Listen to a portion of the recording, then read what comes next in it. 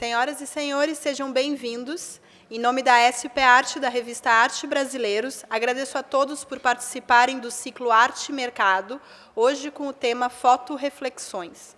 Fernanda Feitosa, diretora da SP Arte, e Patrícia Rousseau, diretora editorial da Arte Brasileiros, agradecem a presença de todos. Informamos aos participantes que desejarem fazerem perguntas após as apresentações, por favor, sinalize com a mão, que nossas assistentes levarão o microfone até você. Vamos dar início ao evento com a apresentação da jornalista e editora especial Arte Brasileiros, Simonetta Persichetti. Por gentileza.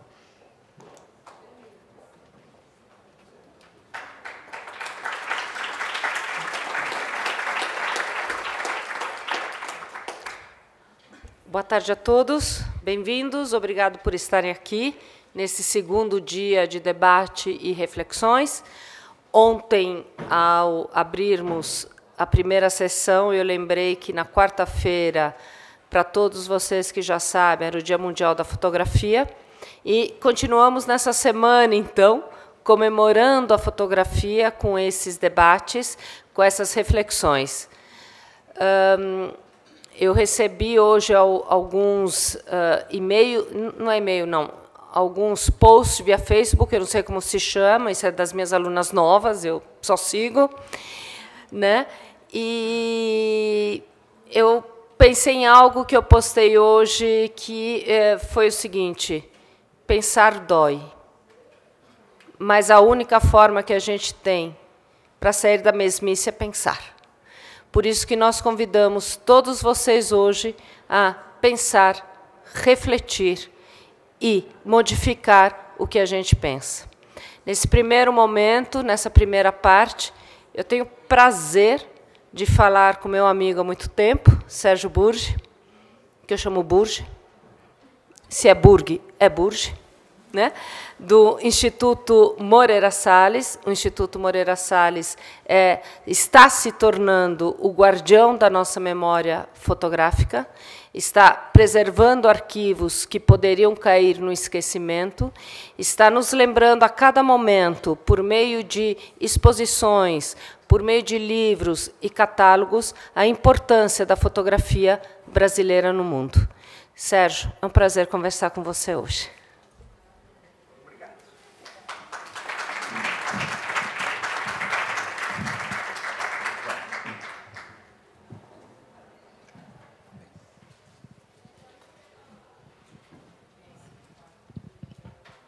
Bom, boa tarde, muito obrigado, Simonetta, muito obrigado à SP Arte Foto, a Fernanda Feitosa, a Arte Brasileiros, parabéns pelo evento, né?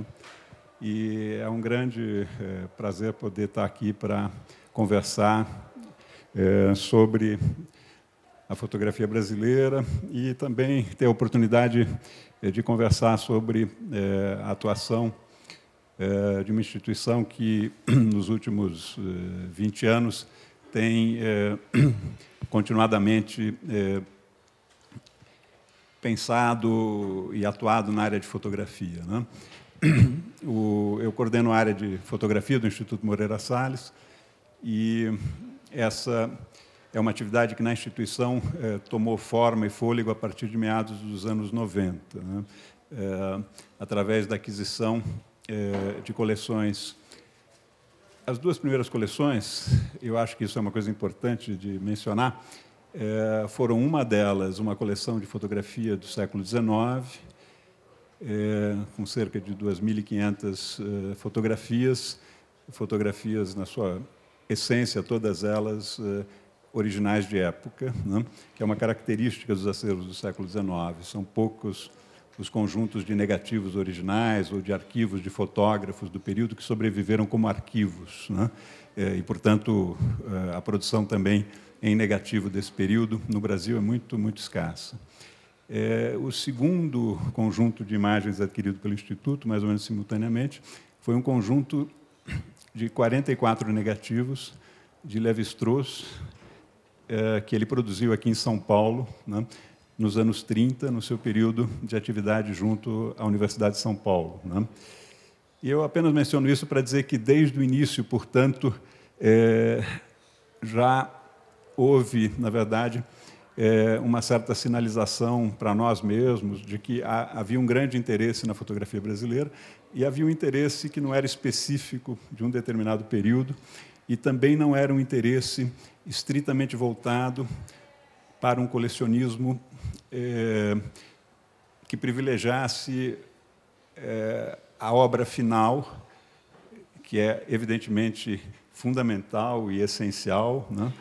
Mas era também uma atividade voltada para pensar a fotografia como forma de expressão, como linguagem, como processo, né? Que é um pouco o que sinaliza um 44 negativos 35 milímetros de Lévi-Strauss, ele mesmo um fotógrafo diletante, né? Mas que, na verdade, pressupõe um grau de reflexão sobre estas imagens, sobre a prática da fotografia no contexto, né, do século XX, a prática da fotografia no contexto, né, de uma representação visual a partir, né, de um pensador, né, que pensa a sociedade, mas que se expressa fundamentalmente pela escrita, pelo texto, né? E é evidente que essas imagens têm um interesse, mas têm um interesse que, obviamente, não é o mesmo daquele que olhamos para a obra de fotógrafos que se estruturam, na verdade, em torno da linguagem, que atuam, né, fundamentalmente pela imagem. Então, eu acho que isso já balizava para a gente um pouco um interesse amplo, né, sobre o universo da fotografia, e muito uma questão voltada para também um papel possível e necessário também de uma instituição que colaborasse com as questões de preservação, né? E o Instituto se preparou para isso. No Rio de Janeiro, estruturou áreas técnicas, né, de arquivo, constituiu equipes e investiu, né, sequenciadamente nesse campo. Portanto, eu acho que essa é uma questão que eu queria colocar de partida. As coleções que estão reunidas no Instituto, elas têm uma característica que é que, na sua maior parte, são os arquivos de fotógrafos, os arquivos de importantes nomes da fotografia brasileira, né? E esses arquivos, eles nunca foram olhados do ponto de vista do seu valor diferenciado, no sentido dos objetos que o compõem.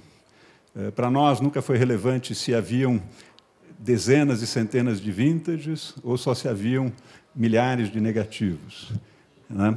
Ou se haviam apenas negativos e documentos, né, daquele autor, ou se aquele autor possuía negativos, contatos, work prints, né, cópias de trabalho, vintages, os seus discos de preferência, a sua biblioteca, enfim, né? Na verdade, o que interessava era poder trabalhar essa produção daquele autor, quer dizer, a partir daquilo que se materializou num arquivo que, para os fotógrafos, é um arquivo muitas vezes comissionado, muitas vezes derivado de toda uma prática profissional, mas que inclui também uma característica de arquivo pessoal, quer dizer, nos termos de um arquivo pessoal de personalidades e artistas que você possa imaginar. Portanto, o Instituto tem se dedicado a trabalhar estes arquivos, né?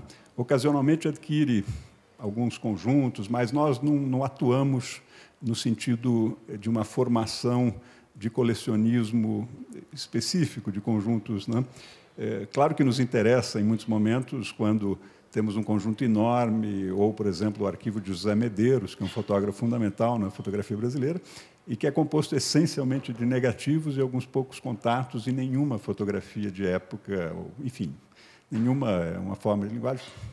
Praticamente um conjunto que não é capaz, né, naquilo que permaneceu com ele, de, através destas poucas fotografias originais, expressar, né, toda a trajetória e potencial desse fotógrafo. E é claro que uma oportunidade de, eventualmente, incorporar algumas imagens originais de Medeiros ao acervo é fundamental, mas isso, de forma nenhuma, interfere com a relevância da preservação daquele conjunto, para que ele possa estar disponível para um processo de entendimento, de pesquisa e de reflexão, né, sobre a trajetória desses fotógrafos. Eu acho que o Instituto se estruturou em torno desta visão, um pouco da sua atividade, né? Se preparou para poder, então, trabalhar com quantidades, com preservação, com esforço de disponibilização disso. E é claro que isso atende a um interesse da instituição real, de uma instituição que, por ter centros culturais, por se propor como um espaço, né, quer dizer, de uma certa maneira, museológico, enfim, arquivístico, quer dizer, é claro que esse conteúdo dentro da instituição representa uma possibilidade de produção também curatorial, né, para mostras, para livros, né, e, portanto, há uma sinergia entre, né, quer dizer, um interesse real de colaborar com aspectos da cultura através da preservação, da pesquisa e da reflexão e, ao mesmo tempo, né, quer dizer, internalizar uma possibilidade de também produzir conteúdos através de exposições, né, quer dizer, reflexões através de exposições e, portanto, manter os seus próprios centros culturais com um grau de, enfim, de exposições, etc., que são importantes para o Instituto.